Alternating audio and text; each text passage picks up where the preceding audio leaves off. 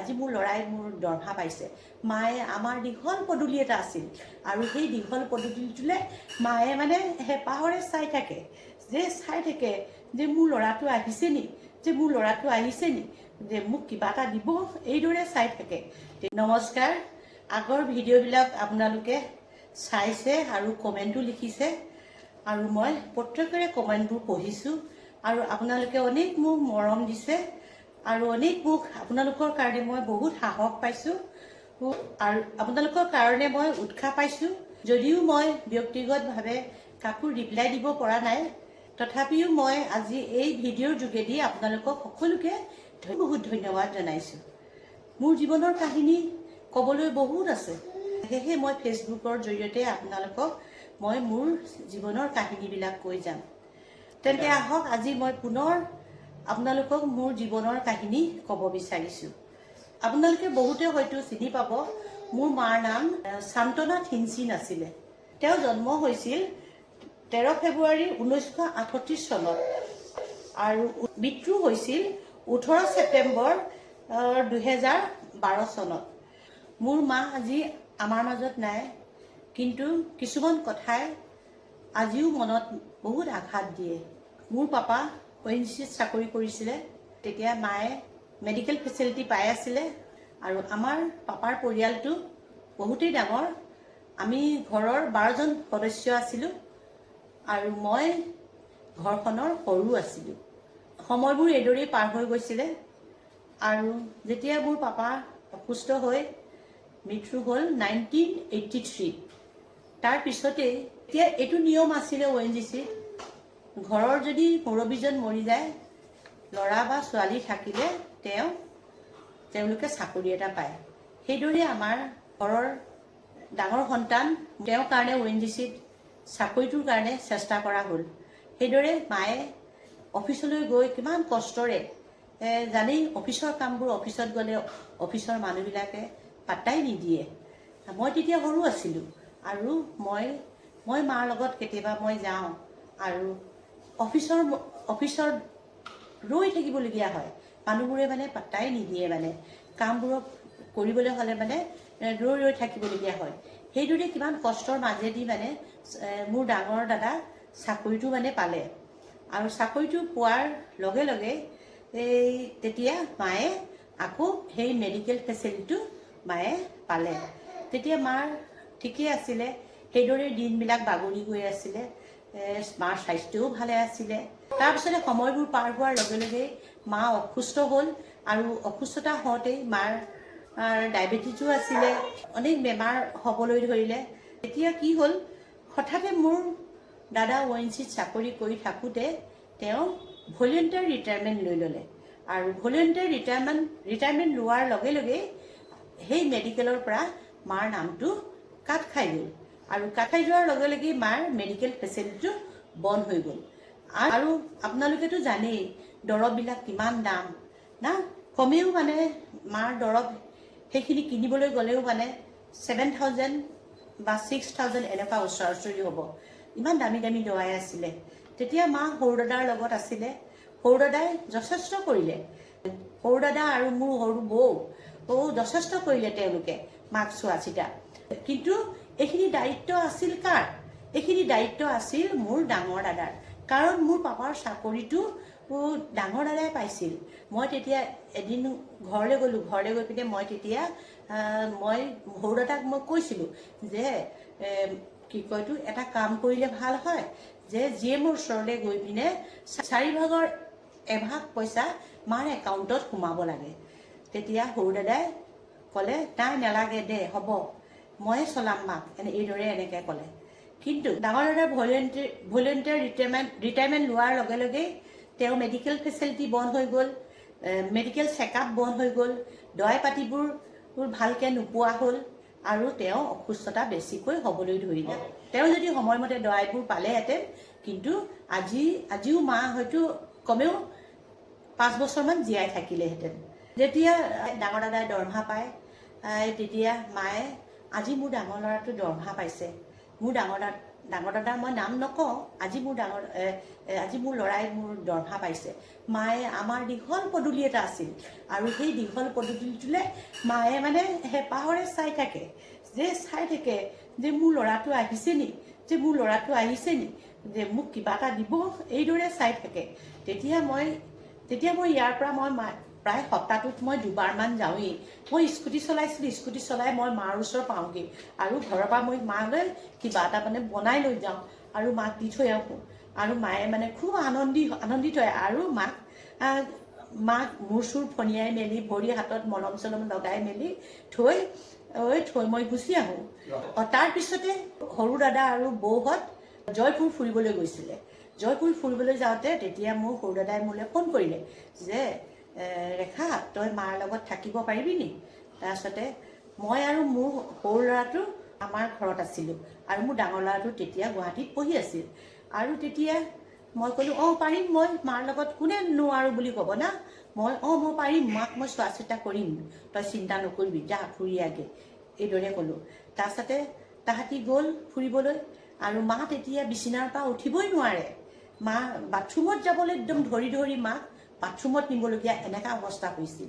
তেতিয়া মাক যেতিয়া মই চোৱা চিতা কৰিব ধৰিলোঁ, তেতিয়া মই মাক গৰম পানীৰে ভৰিখন ধুৱাই ধুনীয়াকৈ মলম চলম লগাই দিওঁ, মূৰ ওচৰত তেল লগাই দিওঁ, গাবোৰ মালিচ কৰি দিওঁ।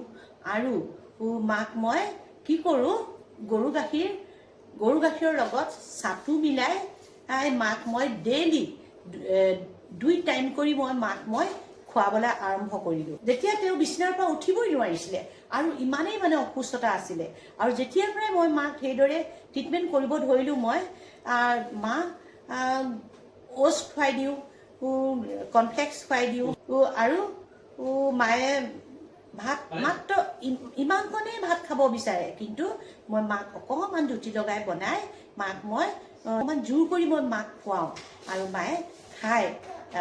তেতিয়া সেইদৰে এদিন মাক মই খুৱাই বোৱাই থৈ ধুনীয়াকৈ থৈ মেলি মই স্কুটিখন লৈ মাৰ কাপোৰখিনি লৈ মই বোলো ৱাশ্বিং মেচিনত পটককৈ কাপোৰখিনি মই ধুই আনোগৈ বোলো।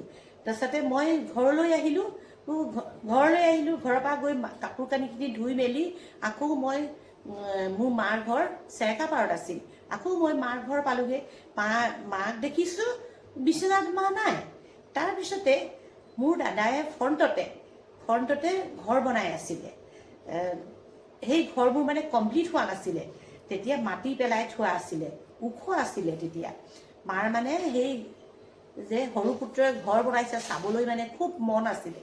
তেতিয়া দেখিছোঁ তেওঁ সেই ঘৰবোৰ চাই মেলি তেওঁ বিচনাৰ পৰা উঠি সেই ঘৰ চাই মেলি মোৰ বাইদেউৰ ঘৰ ৰাস্তাৰ কিনাৰত আছিলে, আমাৰ পদূলিটো দীঘল, আৰু তেতিয়া মোৰ বাইদেউৰ ঘৰত গৈ পিনে মায়ে মানে চাহ খাই আছে।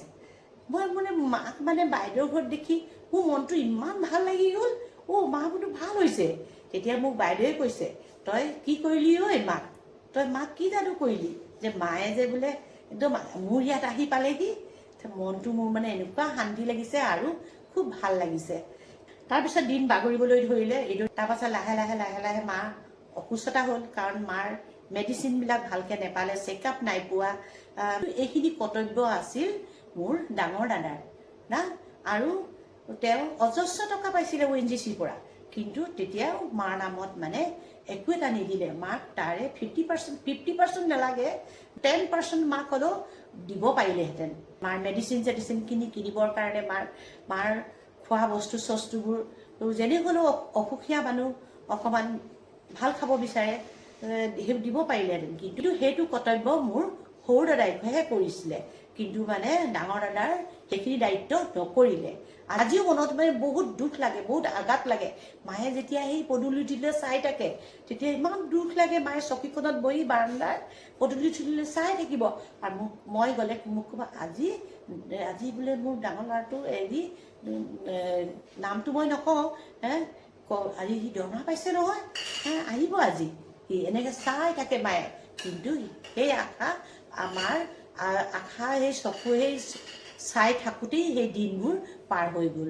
তেওঁ আকৌ লাহে লাহে বেমাৰবোৰ বাঢ়িব ধৰিলে বুলি চিকিৎসাৰ কাৰণে গুৱাহাটীলৈ নিবলৈ বুলি চিন্তা চৰ্চা কৰিলে। সৰু দাদাই ৰাতি মোলৈ ফোন কৰিছে যে ৰেখা মাক গুৱাহাটীলৈ কাইলৈ ৰাতিপুৱাই লৈ যাম। তেতিয়া মই ৰাতি ফোন কৰিছে, তেতিয়া মই ৰাতিপুৱা মই গ'লোঁ। ৰাতিপুৱা মই গৈ পিনে মাক মানে চাইছোঁ, আৰু চাই পিনে মোৰ মা মানে খাইছে। মাক মানে টেবুলতে, ডাইনিং টেবুলতে মায়ে মানে সৰু বৌয়ে খাবলৈ দিছে, আৰু মা মানে খাইছে। আৰু মাক মই গ্ৰীণ চুৱেটাৰ এটা, মাৰ গ্ৰীণ চুৱেটাৰ এটা আছিলে, আৰু সেই চুৱেটাৰটো মই মাক পিন্ধাই দিছোঁ। আৰু মোৰ চকুৰ পানী মানে ওলাইছে। তেতিয়া মায়ে মোক কৈছে, চিন্তা নকৰিবি, মই সোনকালে আহিম নহয়, মই সোনকালেই ঘূৰি আহিম। মায়ে মোক বহুত মৰম কৰিছিলে আৰু বহুত ভাল পাইছিলে। আৰু গুৱাহাটীত ট্ৰিটমেণ্ট আৰম্ভ হ'ল। মাৰ খোৱাটো একদম কমটি আছিলে, মায়ে অলপ খাইছিলে। কিন্তু হস্পিটেলত নিয়াৰ মাত্ৰকে ষ্ট্ৰং দৱাই, ষ্ট্ৰং বেজী এইবিলাক কৰাৰ লগে লগে মানুহজনী বহুত দুৰ্বল হৈ গ'ল। উইক হৈ যোৱা মাত্ৰকে মায়ে মানে একো খাব নোৱাৰা অৱস্থা হৈ গ'ল। মই জীৱনতো ভবা নাছিলোঁ, যিদিনাখন মই তাক চুৱেটাৰ পিন্ধাইছিলোঁ, অন্তিমবাৰৰ কাৰণে যে মই মাক চাইছোঁ, মই জীৱনতো ভবা নাছিলোঁ। সঁচাকৈ বহুত দুখ লাগে। এইবিলাক কথা মানে অন্তৰত মানে বাজি থাকে। আৰু যেতিয়া মাক লৈ যোৱাৰ পিছত মাক তেতিয়া তাত খুব বেছি 10-15 দিনমান থাকিলে, 10-15 দিনমানো নহ'ব। থকাৰ পিছতে মাৰ তাতেই GMCতে মাৰ মৃত্যু হ'ল। এতিয়া ইমান দুখ লাগিছে, মাৰ স্মৰণিকা এইখন মই এতিয়াও থৈ দিছোঁ। 2012 হয় এইখন মাৰ স্মৰণিকা। এইখন মই এতিয়াও মোৰ ওচৰত আছে। মই ভবাই নাছিলোঁ তেওঁ জীৱিত অৱস্থাত গ'ল আৰু মৃত্যু হৈ ঘূৰি আহিল। সঁচাকৈ বহুত দুখ লাগে। এডাল লাঠি দেখিছে? এডাল লাঠি মাৰ লাঠি। মাৰ মৰাৰ পিছত এডাল লাঠি বাৰান্দাত পৰি আছিলে, বাৰান্দাৰ এটা চুকত পৰি আছিলে। মাৰ কোনোবাই চাগে উলিয়াই বাহিৰত থৈছিলে, মই দেখা নাই। কিন্তু মই মাৰ লাঠিডাল এডাল দেখিলোঁ। দেখি পিনে মই মাৰ লাঠিডাল এডাল তুলি আনিলোঁ। তুলি আনি আজিও এইডাল মাৰ লাঠি মোৰ এডাল মেমৰি, মাৰ মেমৰি হয়। এডাল এতিয়াও মোৰ ওচৰত আছে। আৰু এয়া মাৰ এইটো চুৱেটাৰ দেখিছে? এই চুৱেটাৰটো, এইটো চুৱেটাৰ মায়ে খুব পিন্ধিছিলে ঘৰত। মই এতিয়াও এইটো চুৱেটাৰ ৰাখি দিছোঁ। মাৰ চুৱেটাৰ আছিলে, এইটো চুৱেটাৰ মই এতিয়াও মৰমত মই ৰাখি দিছোঁ। আজি 14-15 বছৰ হ'ব এই চুৱেটাৰ মই এতিয়াও ৰাখি দিছোঁ। আজি মাৰ অৱস্থা এইটো কিয় হ'ব পালে? আজি ডাঙৰ দাদাই অলপো চিন্তা নকৰিলে। তেওঁ নিজৰ খালি ফেমিলিটোৰ কথা চিন্তা কৰিলে, মাৰ কথা অলপো চিন্তা নকৰিলে। মনত এইবিলাক মোৰ বৰ আঘাত লাগে। আৰু সেয়েহে আপোনালোকৰ আগত এই কথাখিনি আজি শ্বেয়াৰ কৰিলোঁ। বাৰু যিয়ে নহওক, মা য'তেই আছে শান্তিৰে আছে মই বিশ্বাস কৰিছোঁ। কাৰণ তেওঁ বহুত ঈশ্বৰৰ বিশ্বাসী আছিল। মই জানো তেওঁ ঈশ্বৰৰ লগতেই আছে। হয়তো আমি যিমানখিনি কৰিব লাগিছিলে সিমানখিনি আমি কৰিব নোৱাৰিলোঁ। সেইবিলাক কথা ভাবিলে অলপ দুখ লাগে। হয়তো আজি মই দাদাৰ জেগাত মই থকা হ'লে সেইখিনি হ'বলৈ নেপালেহেঁতেন। বাৰু যি নহওক, আৰু আজিলৈ আকৌ আপোনালোকৰ মাজত আহিম মোৰ নিজৰ জীৱনৰ কাহিনীলৈ। নমস্কাৰ।